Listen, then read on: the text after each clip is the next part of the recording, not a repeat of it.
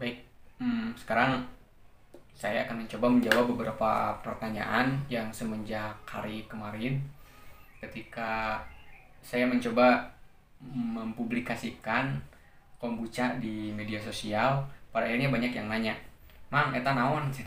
Mang, itu apa? Maksudnya bertanya yang disebut kombucha itu apa dan khasiatnya apa, untuk apa gitu.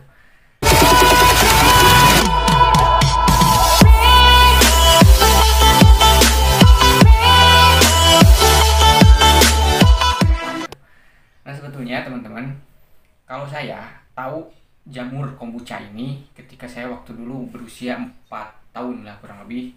Jadi waktu itu sempat beredar di kampung halaman ada jamur teh.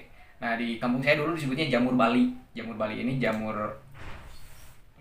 bukan jamur Bali ini ya, tapi maksudnya jamur Bali itu plasenta. Jadi karena mirip plasenta menurut orang tua disebutnya jamur Bali, jamur plasenta. Padahal sebetulnya namanya kombucha. Itu pun di Indonesia. Di negara-negara lain mungkin ya sangat berbeda. Nah, baik teman-teman, sebelum saya jelaskan apa itu kombucha, untuk apa dan lain sebagainya, kita coba pahami dulu satu persatu karena saking banyaknya yang inbox, yang WA ke saya bertanya-tanya apa kombucha, bagaimana cara membuatnya, apa khasiatnya, nanti kita kupas satu persatu. Saya akan membagikan dulu informasi bahwa sebetulnya antara kombucha dengan jamurnya itu sangat berbeda. Kalau kombucha itu adalah produknya, sementara jamurnya itu adalah jamur kombucha atau Scooby, itu adalah starter untuk proses fermentasi sehingga nanti dihasilkan dari larutan gula dengan air teh ini menjadi kombucha pada akhirnya. Nah, ini hasil fermentasi, ini air kombucha. Sementara untuk jamurnya berbentuk gel atau sebetulnya lebih mirip pada nata de coco ya, nata de coco yang sering kita konsumsi. Ini mirip sangat mirip.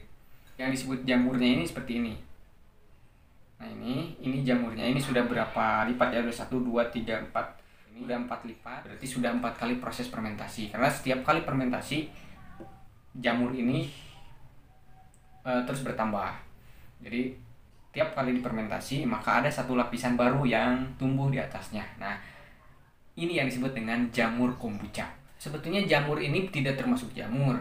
Ini masuk pada koloni bakteri. Oleh karena itu disebutnya juga kalau di luar negeri itu Scooby. Scooby itu adalah Symbiosis Colony of Bacteria-Yeast. Ya, di Indonesia terlanjur disebut jamur, maka sering orang menyebutnya jamur kombucha. Terus ada lagi yang nanya, sejak kapan kombucha itu ada?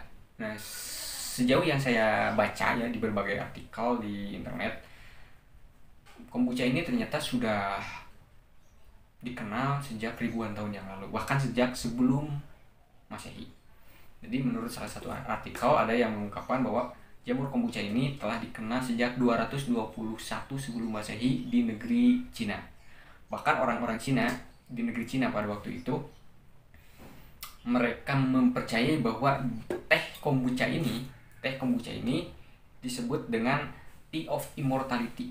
Artinya mereka menganggap air kombucha ini sebagai air keabadian, air yang bisa membuat mereka hidup abadi.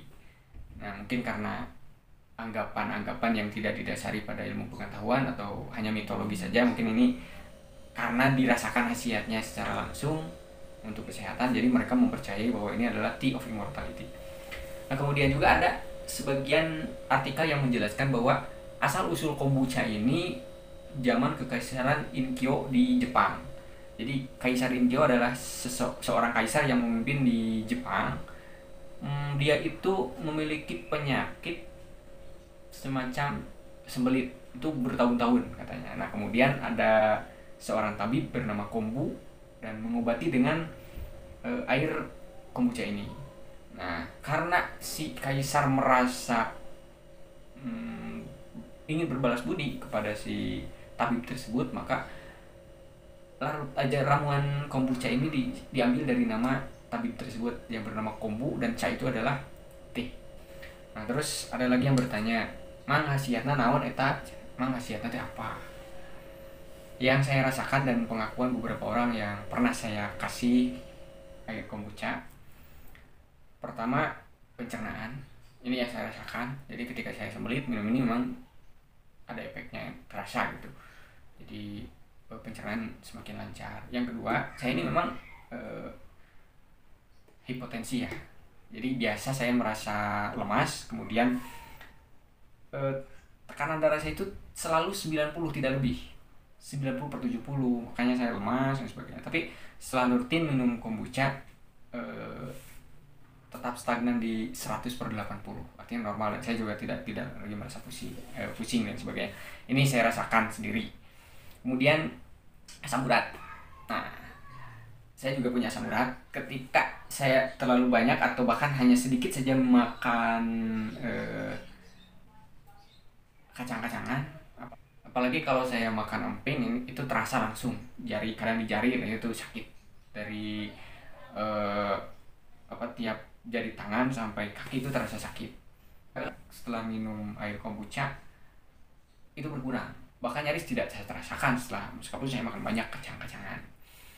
Kemudian yang darah tinggi, nah ini keunggulannya. Biasanya kalau obat darah tinggi itu dimakan sama yang kurang tekanan darahnya, maka bisa jadi malah menurunkan, atau sebaliknya itu yang untuk menaikkan darah tinggi diminum sama yang darahnya sudah tinggi, ini tekanannya bisa lebih tinggi. Tapi kombucha ini tadi saya rasakan sendiri, saya yang hipotensi menjadi 100, dari 90 jadi 100.